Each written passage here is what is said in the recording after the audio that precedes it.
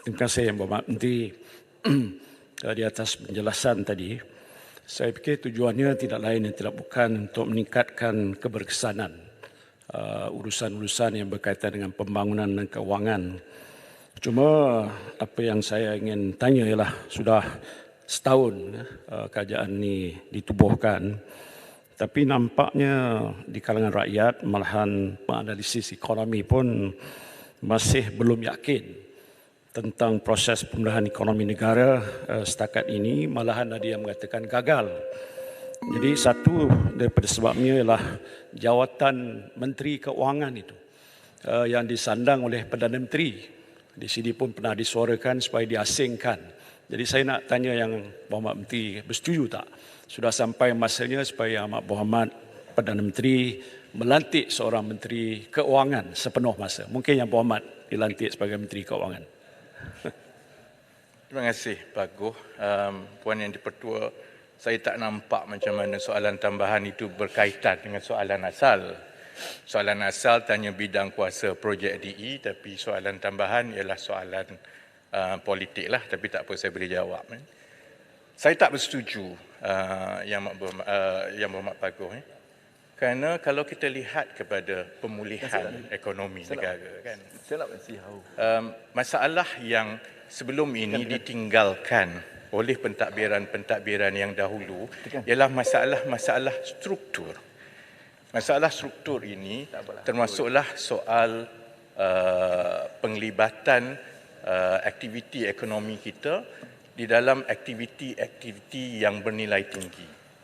Kita juga perlukan industri dan juga dengan izin growth narrative yang baru.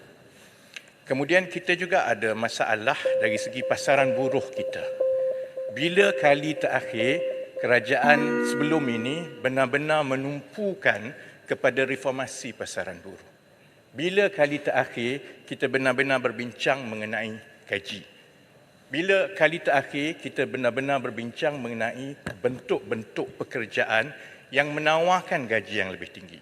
Jadi tugas Kementerian Kewangan, tanggungjawabnya adalah fiskal, iaitu menguruskan aliran tunai, kutipan cukai dan juga perolehan dan perbelanjaan. Bidang kuasa sebelum ini yang ada dari segi menstrukturkan ekonomi itu bidang kuasa di bawah unit perancang ekonomi yang sebelum ini berada di bawah Pak Goh semasa Pak Goh turut menjadi Perdana Menteri.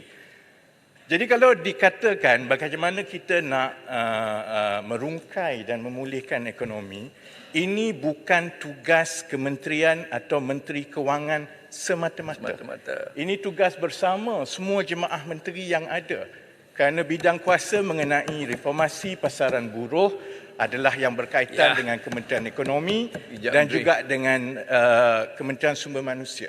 Yang berkaitan dengan memastikan industri kita ini naik ke tahap yang lebih baik adalah tanggungjawab Menteri MITI contohnya. Untuk memastikan ada bidang-bidang baru yang boleh menjadi enjin pertumbuhan baru, itu termasuk bidang kuasa di bawah Kementerian Ekonomi, di bawah NRECC, di bawah KKD dan yang lain-lain. Kerana sebenarnya bidang kuasa Menteri Kewangan adalah untuk menguruskan soal fiskal. Pandangan saya, Pak Goh, itulah silapnya sebelum ini. Kerana Perdana Menteri memusatkan semuanya kepada dia. Jadi dia tak sempat buat. Jadi sekarang ini dari segi pecahan kerjanya, sebahagian besar dari segi perancangan pelan ekonomi dan dasar sederhana dan jangka masa panjang ditentukan oleh Kementerian Ekonomi. Kemudian pelaksanaan itu diusahakan bersama dengan kementerian-kementerian yang memang ada mandat dan tanggungjawab itu dan urusan dari segi tata kelola. Kerana Menteri Kewangan bertanggungjawab memastikan proses perolehan itu benar-benar telus. Sebab itu pandangan saya, tokoh yang paling baik untuk menjadi Menteri Kewangan ialah Perdana Menteri. Kerana siapa yang paling ada tanggungjawab paling besar untuk memastikan tata kelola perolehan untuk mengelakkan Ubah manifesto lah. seperti yang berlaku sebelum ini, seperti yang kita pernah tahu ada kawan-kawan jana wibawa di sebelah sana. Allah. Kalau contohnya Puan Yang di-Pertua, kalau contohnya Hebatlah Menteri. sama ada Senator Menteri MITI menjadi Menteri Kewangan. Kalau contohnya Yang Berhormat Kapit jadi Menteri Kewangan. Contohnya dari segi kuasa dan juga pengaruh politik, kami dikira junior. Kalau ada yang cucuk sana, cucuk sini, akhirnya lobbynya itu akan tetap pergi kepada Perdana Menteri dan Pagus dia maklum tentang ini. Benda ini saya pasti inilah yang berlaku sebelum ini.